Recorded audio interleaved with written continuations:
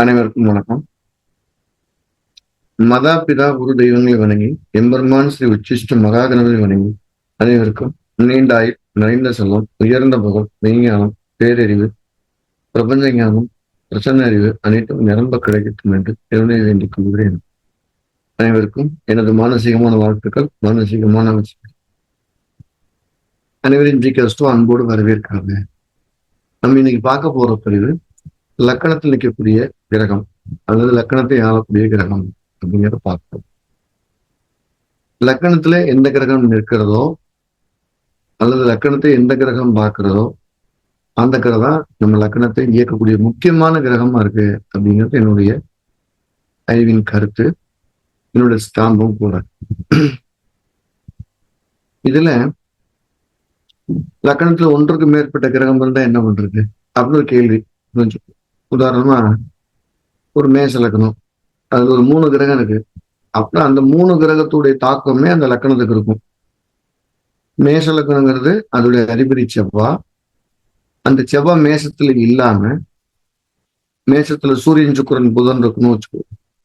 அந்த செவ்வாயுடைய குணத்தை விட அந்த சூரியன் புதன் சுக்கிரனுடைய ஆளுமையும் அதோடைய குணங்களும் அதோடைய தாக்கங்களும் தான் அந்த மேச லக்கணத்தை வெளிப்படுமே தவிர செவ்வாயுடைய குணம் அதிகமா வெளிப்படாது. இந்த 3 விதத்துல யார் அதிகமா வெளிப்படுவாங்க அப்படின்னா, அதே மேச லக்கணத்துல புதன் அதிக பாகை பெற்றிருக்குது. இந்த 3 கிரகத்துல புதன் அதிக பாகை பெற்றிருந்ததுன்னா அந்த லக்கணத்தில் இருக்கக்கூடிய இந்த 3 கிரகத்துல புதன் அதிக பலன அவர் மேசத்துக்குரிய அந்த கோபதாபங்கள் இன்னைக்கு ரொம்ப நக்கல் நையாண்டியமா கலகலப்பா நிறைய வித்தைகளை அறிந்தவரா ஒரு அற்புதமான அறிவாளியா திகழ்வார். உதாரணமா இந்த ரெண்டாவது ஒரு உதாரணம் சொல்லுவோம். அதே மேச லக்கணம், லக்கணத்திலேயே சூரியன் புதன் சுக்கிரன் இருக்காரு. இப்ப சுக்கிரன் அதிக பாகை வாங்கியிருக்கு, புதன் அதிக பாகை வாங்கல. அந்த 3 பேத்துக்குள்ள சுக்கிரன் அதிக பாகை வாங்கியிருக்காரு அப்படின்னா அவர்கிட்ட அந்த சுக்கிரன் ஆதிக்கம் தான் இருக்கும். பண நிர்வாகம், பணத்தை எப்படி அவர் ஆழம் பண்ணணும், எப்படி ஒரு ஆடம்பரமா இருந்துக்கிறது, எப்படி ஒரு வீடை ஆர்கிடெக்ட் எப்படி பண்றது, அந்த மாதிரி விஷயங்கள் இருக்குன்னு அவர்கிட்ட அந்த ஒரு கலைகளுடைய நுணுக்கங்கள் இருக்காது. கலைகளை அனுபவிக்கக்கூடிய சக்தி அதிகமா இருக்குன்னு வச்சுக்கணும். 3வது உதாரணம், அதே மேச லக்கணத்துல சூரியன் சுக்கிரன் புதன் இருக்காங்க. இப்ப சுக்கிரன் அதிக பாகம் வாங்கியிருக்காருன்னா இங்க கலகலப்போ ஆடம்பரமும் இல்லாம ஆளுமையும் அதிகாரமும் நிர்வாகமும் கொடிகட்டி பறக்கிற மாதிரியான விஷயத்த இருப்பார். அவருடைய அந்த இடத்துல நக்கல் நையாண்டிகள் பேக் ஹேண்ட்ல சைலண்டா இருக்கணும் இல்லையா. அதிகாரம் கிடைச்சாதான் நக்கல் நையாண்டி இருக்கும், இல்லைன்னா பண்ண மாட்டாங்க.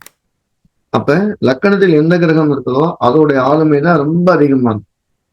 அதே மேச லக்கணத்துல சனி மட்டும் இருக்குன்னு வச்சு, சனியுடைய தாக்கம் தான் அந்த லக்கணத்துல ரொம்ப அதிகமா இருக்கும். பேசிக்கா மேச லக்கணம் ஒரு கோவக்கார லக்கணமா இருந்தாலும் கூட சனிங்கிற கிரகத்தோடைய தாக்கம் தான் அதிகமா இருக்கும். அவர் வேலையை பத்தி ஏதாவது டிஸ்டர்ப் அடையும் போதுதான் அந்த கோபம் வெளிப்படும். அது வரைக்கும் கோபம் வெளியே வரவே வராது. நல்லா நீங்க நிறைய ஜாதகங்கள் எடுத்து பாருங்க. மேச லக்கணத்துல சனி இருக்கு அப்படின்னா அவர் வேலை சம்பந்தப்பட்ட விஷயங்கள் தான் அந்த செவ்வாயுடைய கோபம் தாபம் ஒரு பயங்கரமான பிடிவாதம் ஈகோம் வெளியே வலிமையுடைய வேற விஷயங்களை அவர் தன்னுடைய ஊக்கத்தை வெளிப்படுத்த மாட்டார் அப்படின்னு வெளிப்படுத்திக்கலாம். அப்ப அந்த இடத்துல யார் ஆளுமை பண்றது அப்படின்னா லக்கணத்தில் நின்ற கிரகம் லக்கணத்தை ஆளுமை செய்கிறது. சரி, இதனால என்ன பலன்? ஒருத்தருக்கு திருமணம் ஆகணும்னு வச்சுக்கோ. ஒரு சிம்ம லக்கணம் ஜாதகத்துக்கு லக்கணத்துல சூரியன் இருக்காரு அப்படின்னு வச்சுக்கோங்க. அந்த சிம்ம லக்கணத்துக்கு எந்த ஒரு நல்லது நடந்தாலும் லக்கணத்தில் இருக்கக்கூடிய சூரியன் அப்படிங்கிற காரக உறவான தந்தையார் தான் தீர்மானிக்கிறது. இப்படி எடுத்துக்கோ. ஒரு ரிஷப லக்கணத்தை எடுத்துக்கிறோம். லக்கணத்துல அதே சூரியன் இருக்காருன்னு சொல்லுவோம். சிம்ம லக்கணத்துக்கு லக்னாதிபதி சூரியன் இருக்கிற மாதிரியே ரிஷப லக்கணத்துக்கு லக்கணத்தில் நின்ற சூரியனும் அந்த லக்கண குணத்தை தான் வெளிப்படும். அந்த ஜாதருக்கு எந்த நல்லது கெட்டது நடந்தாலும் தந்தையால் மட்டுமே தீர்மானிக்கப்பட முடிகிறது. அங்க சுக்கிரன் பேக் ஹேண்ட்ல நிக்குமே ஒழிய தீர்மானத்தை அவருக்கு ஒரு திருமணம் நடக்குது இல்ல திருமணம் நடக்காம போகுதுன்னா அதுக்கு அந்த சூரியன் தான் முழு முதற் காரணமாக இருக்கும். தந்தையார் தான் முழு முதற் காரணமாக இருப்பார். சூரியனுடைய காரணம் தான் முழு முதற் காரணமா இருக்கும். அதைத்தான் லக்கணத்தை ஆளக்கூடிய கிரகம் செய்கிற வேலை. லக்கணத்துல எந்த கிரகம் இருக்கோ அந்த கிரகத்து மேல அவருக்கு ரொம்ப பிடிப்பு இருக்கு, ரொம்ப ஈர்ப்பு இருக்கு, ரொம்ப மரியாதை இருக்கு, ரொம்ப பாசம் இருக்கு. அந்த கிரகம் தான் தன்னை அவரை வச்சு ஆளுமை பண்ணும். அவர் அந்த கிரகத்துடைய தாக்கத்துன்னு வெளியில வராம அதோடைய வலைக்குள்ள நின்றுகிட்டு வெளியே கஷ்டப்படுறார். அந்த வலை அதுக்குள்ள நின்றுகிட்டு வெளியில வராம தவிக்கிறார். அந்த வலை நல்ல வலையா இருந்தா அவர் ஜாதகர் நல்ல இடத்துக்கு போயிடுறார். அந்த வலை ஒரு தவறான வலையா இருந்தாலும் ஜாதகர் அதை விட்டு மேல வெளியில வர முடியும் தவின்னு தவிச்சிருக்கு. அதான் இருக்கக்கூடிய விஷயம். அப்ப லக்கணத்துல எந்த கிரகம் இருக்கோ அந்த கிரகத்துடைய குணத்தை ஒரு ஜாதகர் மிக சரியாக பயன்படுத்தி கொண்டால் அவர் தன் வாழ்வில் உயர்வது நிச்சயிக்கப்பட்ட ஒன்று. அதில் மாற்றமே வேணும். உங்க சம்பாத்தியத்துல எது வேணாலும் இருக்கும். லக்கணத்தில் நின்ற கிரகத்துடைய காரக தொழிலையோ இல்ல ஆதிபத்திய தொழிலையோ செஞ்சவங்க யாரும் அவனை சீக்கிரம் தோத்து போகல. அது ஒரு அந்த ஆளுமையா தெளிவா கொடுத்துருதுங்கிறத தீர்க்கமான ஒரு ஆய்வு. ஒரு மிதன லக்கண ஜாதகத்துக்கு அந்த மிதனத்துல லக்கணத்துல செவ்வாய் இருக்கு அப்படின்னா அந்த செவ்வாயுடைய தொழிலையோ செவ்வாயுடைய காரங்களோ தான் அந்த ஜாதகம் முழுமையா இயக்குது. வேற எதுவுமே அவர் இயக்குறது இல்லை. அதான் நம்ம சொல்ல வர கருத்து. லக்கணத்தில் நின்ற கிரகம் லக்கணத்தை பார்த்த கிரகம் தான் முதன்மையாக இருக்கிறது. அப்ப லக்னாதிபதியோட வேலை என்ன? இவங்க செய்யறதுக்கான சூழ்நிலையிலையும் பின்புலமா இருந்து நடத்தி கொடுக்கறதுக்கு ஒத்துழைப்பு செய்யறாங்க. அவங்க அடையாளப்படுத்துறது யாரோட அடையாளமோ லக்கணத்தில் நின்றதுன்னா அடையாளமா. உதாரணம் லக்கணத்துல செவ்வாய்னா பார்த்த உயரமா கோபமா இருப்பாரு அப்படிங்கிற எந்த லக்கணமும் வேணாலும் இருக்கும். ஒரு கன்னியா லக்கணம் ஜாதகத்துக்கு நீல கடலக்கண்ணு லக்கண செவ்வாய் இருந்தா அவர் செவ்வாயோட லக்கணம் எதுவோ அதோட குணத்தை அந்த இடத்துல செயல்படுத்திட்டு இருக்கிறார். நிறைய இடங்களை நம்ம எப்படி பார்க்கலாம்? ஒரு கடக லக்கணத்துல லக்கணத்துல செவ்வாய் இருக்குன்னு வச்சுக்கோ, அந்த கேரக்டரும் மேஷத்து லக்கணத்துல எந்த கிரகமே இல்லாத கேரக்டரும் ஒரே மாதிரி இருக்கிறத நீங்க பார்க்க முடியும். அங்க லக்னாதிபதி செவ்வாய் அவர் எங்க வேணாலும் இருக்கட்டும், லக்கணத்துல கிரகம் இல்லை இருக்கும், இந்த லக்னாதிபதி அந்த குணத்தை வெளிப்படுத்துறாரு. இங்க கடக லக்கணத்துல லக்கண செவ்வாய் நீசமா இருக்கு, இங்க செவ்வாயோட குணத்தை வெளிப்படுத்துறாரு. லக்கணத்தில் இருந்த கிரகம் லக்கணாதிபதி போல லக்கணத்தை முழுமையாக ஆளுமை செய்கிறது அப்படிங்கிற கருத்தை தான் இந்த இடத்துல முன்னிலை பண்றோம்.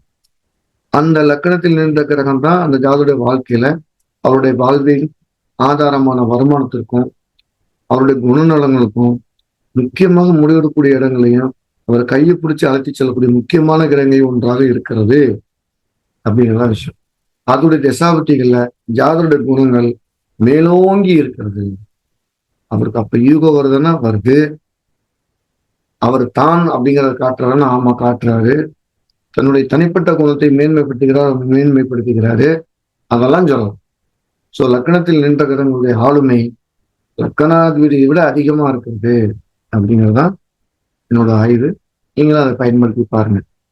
நம்ம ஜிகோஸ்ல வந்து என்ன பண்ணிட்டு இருக்கோம்னா நம்மளுடைய ஆய்வுகளை மிக சரியா இருக்கக்கூடிய ஆய்வுகளை உங்களுக்கு எடுத்து சொல்லிக்கிட்டே இருக்கணும். நீங்களும் அப்ளை பண்ணி பாருங்க, ரொம்ப அற்புதமா இருக்கும்.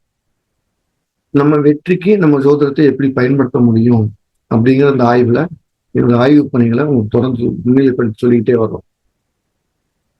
நம்ம எதை முன்னிலைப்படுத்தி பலன் சொல்லலாம் அப்படிங்கிற லக்கணத்தில் நின்ற கிரகத்தின் ஆளுமையும் பயன்படுத்தி சொல்லலாம் அப்படிங்கிறத இந்த ஆய்வுடைய முக்கியமான நோக்கம். என்னோட ஸ்டாம்புகளை இதையும் நான் ஒரு தனித்தன்மையை சொல்லிக்கிட்டே வரேன். ஜோதிடம் அப்படிங்கிறது ஒரு அற்புதமான ஒரு விளக்கு, ஒரு கலங்கரை விளக்கு மாதிரி நம்ம தடுமாறி நிற்கும் போது வழிகாட்டக்கூடிய ஒரு விளக்காக இருக்குது அப்படிங்கிற மாற்று கருத்தே கிடையாது. எல்லாரும் ஜோசியம் படிக்கணும்னு நான் விரும்புகிறேன். அப்படி ஜோசியம் படிக்க விரும்பும்போது அதுக்கு என்னுடைய கருத்துக்கள் இப்படிலாம் இருக்கு அப்படிங்கிற முன்னிலைப்படுத்திட்டே வாங்க. ஜோதிடம் எல்லாரும் படிக்கணுமானா படிக்கிறது நல்லது. ஒரு முடிவெடுக்கக்கூடிய திறனை அது மேம்படுத்தும் அப்படிங்கிறதும் எல்லாத்தையும் மேன்மைப்படுத்துவதற்கு ஒரு அற்புதமான ஒரு அறிவாக இருக்கும் எனக்கு மாற்று கருத்து இல்லை.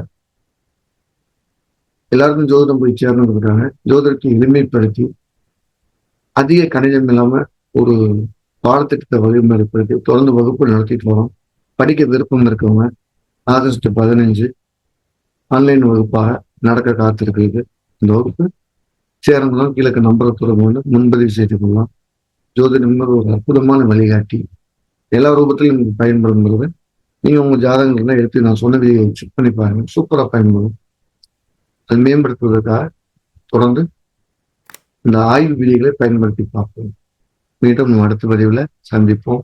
எல்லா வல்ல எம்பெருமான் ஸ்ரீ உச்சிஷ்ட மகாகணபதி அனைவருக்கும் நீண்ட ஆயுளையும் நிறைந்த செல்வத்தையும் உயர்ந்த புகழையும் மீஞானத்தையும் பேரறிவையும் பிரசன்னத்தையும் பிரபஞ்சத்தையும் பெருமையோடு வர வேண்டும். அனைவருக்கும் எனது மானசீகமான வாழ்த்துக்கள், மானசீகமான ஆசிரியர்.